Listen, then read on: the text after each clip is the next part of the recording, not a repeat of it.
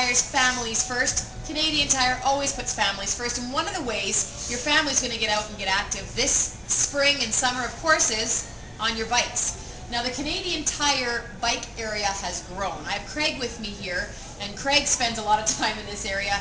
And Craig, pretty exciting how much your bike area has grown in itself. Yeah, actually it's almost doubled, like close to triple in size from what it has been before. We've ranged from lower end bikes, the Connie Stark and Family one, all the way up to super expensive, like going down mountainsides and wiping out kind of thing. So yeah, it's gotten definitely a lot bigger. Yeah, so I think people used to think, you know, Canadian Tire for bikes, let's go get our kids a good affordable bike. But it's neat to hear you've got a lot of options. And you know what, we might as well, people are looking at this bike already, we might as well talk about this one right here. I'm going to move our sign for a second. This is some kind of sweet bike. Yes, this is our Schwinn Graph. Schwinn is actually our premium, or our top bike that we sell. And our Graph is for the mountainside enthusiast, the person who wants to do some going into the pits or doing some hardcore mountain biking. This is what you want. What's new this year compared to the past with this bike is we actually now have RockShox in the front, which is, you'll find them on all the top line brands, wherever else you go. Any premium shop where you go specifically for bikes, that's the kind of brand that people are looking for is RockShox. Really exciting for this that they're starting to go that way. So the components on the bikes are getting a heck of a lot better, especially for the ones that we sell here at Canadian Tire. Yeah, fantastic. But yeah. Okay, so now let's go to talking about, we know you have all sorts of kinds of bikes. Now, any bike you're on, obviously we need to be safe. And I'm holding a helmet right here. How do you know what helmet's good for you or for your kids? There's actually a really easy test. You put it on your head and shake your head back and forth, and then to say no. If it shakes, then you're not good. If it doesn't shake, then you're good. And I can dial it in here. Yeah, and some of them you can dial in. Some have straps to pull them a little bit tighter. But you don't want to tighten it up before you test it because you want to see that the shell fits your head before you start doing that. And then after that, then you can start kind of zeroing it in for a perfect fit. But the best way to tell whether it fits or not is the no shake. And if it goes everywhere, then you don't want it. And if it stays fairly put, then you know you're good to go. Okay, here's a tip. Take this part off before you go on your bike ride. Probably this too.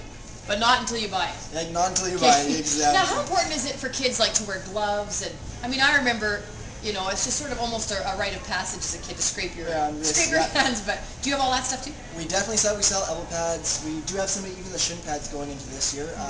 For anybody that's doing any mountain biking type of thing that is pretty extreme. But yeah, it's good to wear elbow pads, especially if you're going to a skate park or something like that. Then you definitely want elbow pads. You definitely want to have your wrist guards. You definitely want to have a helmet. Better safer than sorry. Anybody who's going to pits or anywhere where you're doing something that is coming down a hill or more excessive than riding off the curb, you're probably going to want a helmet, something like this, because it protects your face as well.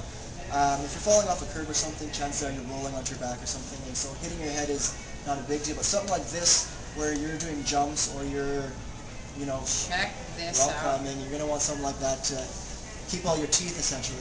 I know some young boys who wouldn't mind a helmet like this on their head. A little more than this, but this is good too. Girls, pink. Even got a skull on there. Can you get that? Can you get that? Kids will be wearing that without their bike. They're going to be wearing that around. That is awesome. But super important too, and of course the whole laws with the bike helmets and everything, it's a big, big deal. Okay, so now we're safe. We've got a variety of bikes to choose from.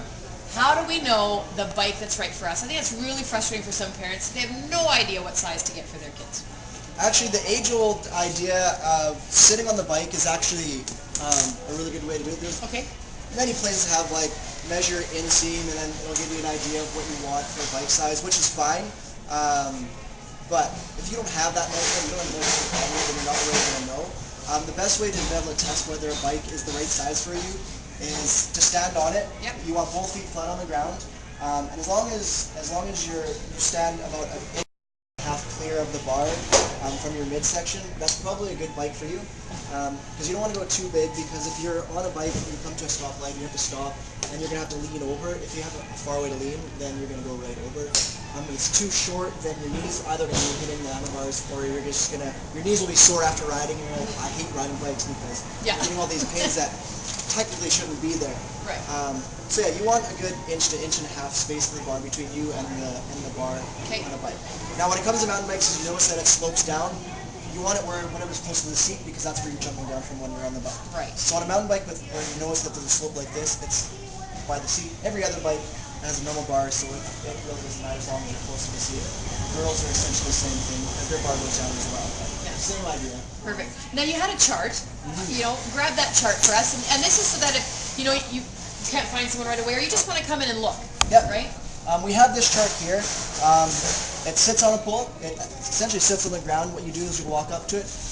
You'll measure it up until your midsection again.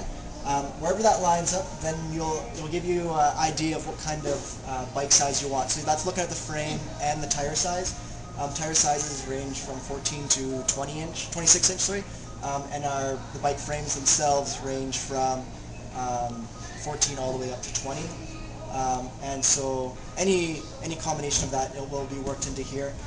If you don't find any one of us, we should always have somebody here. And it's just good to know anyways, if you're looking elsewhere too. Right on. Well, biking this spring and summer is certainly a family thing to do. I'm going to take my helmet off now because I'm not on my bike, although it's pretty stylish. Yeah. You might have to walk out of here with it. Come on down to Canadian Tire. Thank you, Craig, so much for your time.